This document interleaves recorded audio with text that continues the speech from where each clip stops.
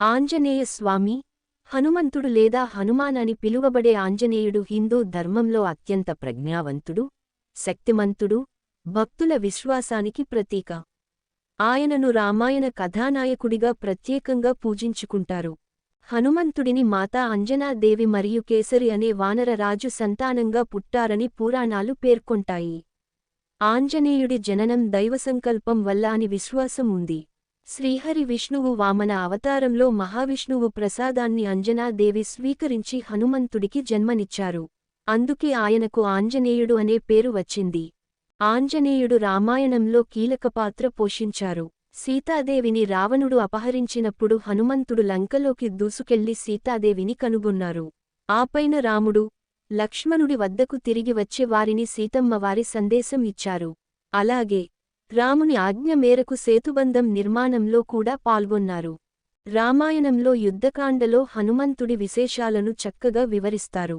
లక్ష్మణుడికి మృత్యువు పరిస్థితిలో గందరగోళం ఏర్పడినప్పుడు హనుమంతుడు ఔషధపర్వతాన్ని తీసుకువచ్చి లక్ష్మణుడికి ప్రాణం పోశారు. ఈ సంఘటనలన్నీ హనుమంతుడిని ఒక భక్తి, శక్తి, ప్రామాణికత, ధైర్యం మరియు సత్యానికి ప్రతీకగా నిలిపాయి. ఆంజనేయుడు అనేక చరిత్రకావ్యాలలో, పురాణాలలో కూడా ప్రస్తావించబడతారు. మహాభారతంలో కూడా ఆయన ప్రస్తావన ఉంది.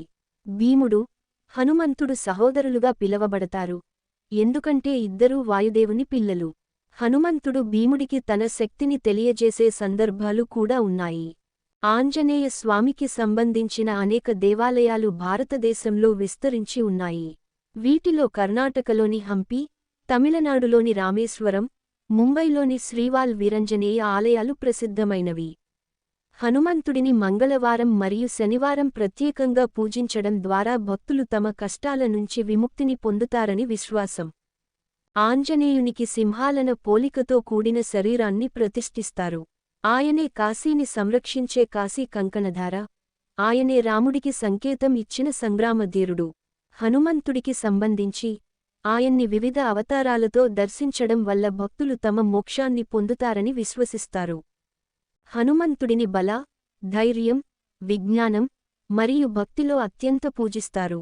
హనుమంతుడిని మనస్సులో నిలుపుకుని ఆయనకు నమస్కారాలు చేసి సర్వవిధ వాంఛలు నెరవేర్చుకోవచ్చు. ఆయనను శ్రీరామదూత అని కూడా అంటారు. ఎందుకంటే ఆయన శ్రీరాముని సందేశాలను అందించడంలో ముందున్నాడు. అయితే హనుమంతుడి పూజలో అహంకారం, దర్పం, ద్వేషం వంటి నమ్మకాలను తొలగించుకోవాలి. హనుమంతుడికి ప్రీతిపాత్రంగా, ఆయనకు ప్రీతిపాత్రమైన మంగళవారంలో ప్రత్యేక పూజలు చేస్తారు. భక్తులు హనుమంతుని చరిత్రను స్మరించుకుంటూ హనుమాన్ చాలీసా అనే ప్రసిద్ధమైన శ్లోకాన్ని పారాయణం చేస్తారు. ఇంకా అనేక మంది ఆంజనేయుడిని తమ ఇష్టదైవంగా పూజిస్తారు. ఆయనను వాయుపుత్ర అని కూడా పిలుస్తారు, ఎందుకంటే ఆయన వాయుదేవుని శక్తిని పొందారు.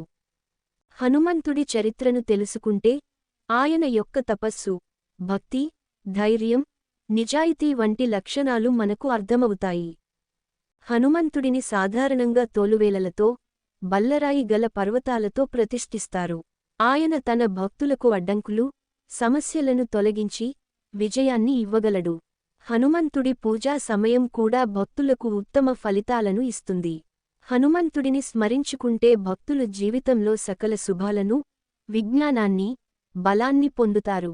హనుమంతుడి భక్తికి చెందిన వ్రతాలు మరియు పాటలు భక్తుల మనస్సును శాంతి, సంతోషం కలిగిస్తాయి. జై శ్రీరామ్, జై ఆంజనేయ.